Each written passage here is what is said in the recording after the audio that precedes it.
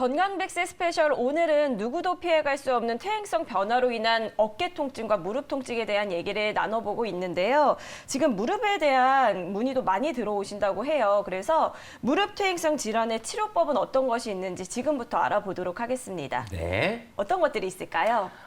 우리 이제 흔하게 이제 퇴행성 관절염이라고 하면은 이제 뭐 초기 단계에는 우리 연골 주사 같은 거를 해서 조금 부드럽게 만들어주는 걸 할 수 있지만 연골 주사. 네. 이 병의 이제 단계가 한 4단계까지가 있는데 한 3단계, 4단계까지 진행됐을 때, 이 4단계까지 진행됐을 때 우리 흔히 얘기하는 인공관절 수술을 하게 됩니다. 최후에. 네네. 예. 근데 그 전에 이제 그거는 이제 관절 상태가 다 망가졌을 때 우리가 인공관절을 하게 되는데 그 전 단계에서 어느 일부분이라든지 아니면 한 군데만 퇴행성 변화가 진행이 됐다면 그거를 다시 연골을 되살리는 방향으로 치료할 수 있는 게 최근에 많이 곽광을 받고 있는 무릎 줄기세포 치료가 될 수 있겠어요. 네. 그래서 이거는 이제 제대혈 유래 중간엽 줄기세포를 이용을 해서 간단한 시술을 통해서 우리 무릎에 줄기세포를 심어 넣게 되고 그게 이제 그 무릎의 연골을 다시 재생시켜서 다시 내 연골을 가지고 살아갈 수 있게 만들어주는 시술이라고 할 수 있습니다. 네. 네.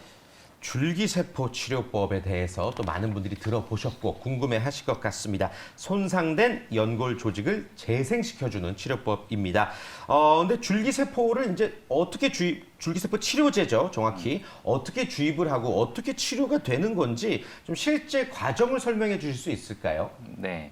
그래서 이 사진을 보시면은 요즘에는 이제 관절경을 통해서도 많이 하시는데 네. 최고의 저 같은 경우에는 이제 줄기세포 치료 과정 중에 가장 중요한 게 줄기세포를 심고 나서 그 표면을 부드럽게 만들어주는 게 가장 중요하다고 생각을 해서 저는 네. 소절개를 통해서 하고 있는데 아주 소절개를 통해서 손상된 제일 왼쪽에 보시면 이제 약간 흑백으로 처리가 되긴 했지만 중간 부위에 이제 그 연골들이 좀 손상된 부분들이 있고요. 그 부분을 깔끔하게 정리를 하고 그럼 중간 사진을 보시면 구멍들이 뚫린 네. 게 보이시죠? 네. 저 부분이 이제 큰 구멍이 있고 작은 구멍이 있고 그래서 저 부분이 이제 줄기세포를 심을 수 있는 공간을 확보를 하는 거고요. 네. 그리고 제일 오른쪽 사진이 이제 줄기세포를 심어서 저기를 그 면을 부드럽게 만들어주는 그 과정을 하게 됩니다. 절개를 조금 하군요. 네. 그래서 절개를 하고 나서 지저분한 애들을 저런 식으로 정리를 해주게 되고요. 그리고 아까 보여드렸던 식으로 이제 구멍을 이렇게 뚫게 되고, 예. 그리고 그 중간중간에 있는 작은데도 이제 더 세밀하게 줄기세포를 심기 위해서 또 작은 구멍을 또 저렇게 내게 되죠. 많이 아픈가요? 마취를 하기 때문에. 마취하는군요. 네네. 다행입니다. 그러고 나서 이제 저렇게 물기를 다 제거를 해주고 깔끔하게 이게 줄기세포가 들어갈 때는 물기가 있는 게 좋지 않기 때문에 네. 그래서 저는 관절경보다는 이제 절개를 해서 하게 되고요. 그리고 줄기세포를 저렇게 속에서부터 안쪽으로 채워져 나가게 이렇게 심어주게 됩니다. 그리고 심게 되면 저렇게 울룩불룩해진 상태가 되거든요.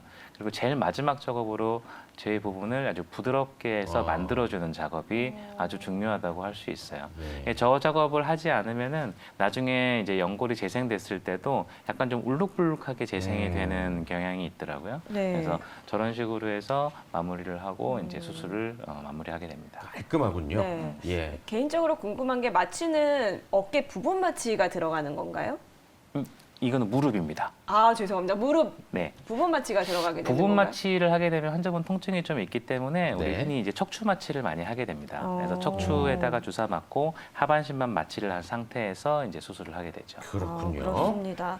자, 이렇게 과정을 보니까 조금 이해가 되는데요. 아무래도 재생을 시키는 네. 수술이잖아요. 그 수술이잖아요. 그러다 보니까 연골이 어느 정도 남아 있어야 되는 게 아닌가. 연골 손상이 심한 경우에도 이게 적용이 되는지 궁금합니다. 그러게요. 이 줄기세포에 우리 식약청에서 허가를 내준 상황이 우리 사기 관절염이에요. 사기 사기요? 관절염. 네, 그러니까 사기라는 거는 우리 인공관절을 해도 될 그거거든요. 그러니까 연골이 완전히 다 손상이 됐을 때 줄기세포를 통해서 다시 되살릴 수 있는 거기 때문에 그 부위가 너무 크지만 않다 그러면 그리고 특히나 이런 거죠. 그러니까 그 줄기세포라는 게 그 연골만 손상이 됐을 때는 굉장히 좋은데 이제 연골이 다 망가졌다는 거는 그 안에 있는 십자인대라든지 연골판이라든지 그런 그 무릎 주위에 있는 애들까지 다 망가져 버렸다 그러면 아무리 연골을 되살려 놨다고 해도 원래 상태로 되돌아갈 수가 없거든요. 네. 근데 이제 그렇게 많이 망가진 상태에서는 우리가 인공관절을 해서 이제 좀 치료를 해 드릴 수 있지만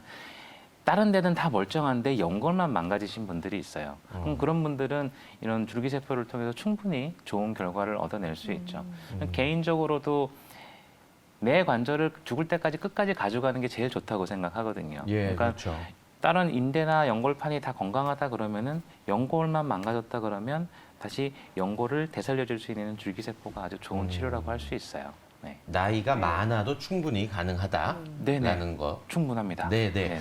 그런 특징들까지 한번 살펴봤습니다.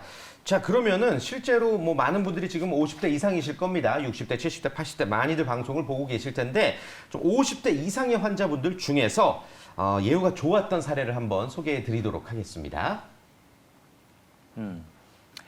저 사진을 보시면은 60대 아주 여성 캐리어 음원이셨어요. 사업 가셨는데 뭐 조금은 이제 그 사업을 하시다 보니까 치마도 입을 일도 많고 한데 저렇게 관절염이 발생이 되면서 약간은 우리가 다리가 O자 형태로 변하게 되거든요. 네. 네.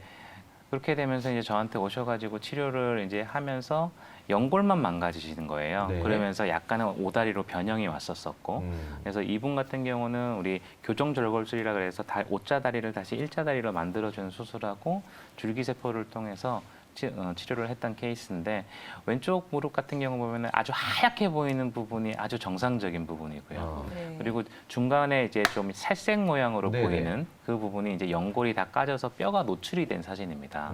네, 저런 부분은 이제 줄기세포 아까와 같은 그런 시술을 통해서 이제 1년 후에 다시 검사를 했을 때 오른쪽과 같이 지금 연골이 아주 하얗게 다 재생이 된 모습을 볼 수가 있죠. 예. 네. 이분은 남성분이죠? 네네, 이분도 이제 아주 골프를 즐기셨던 분이신데, 이분도 이제 나는 골프 치는 게 낙인데 골프를 못 치겠다 아유, 하고 속상해.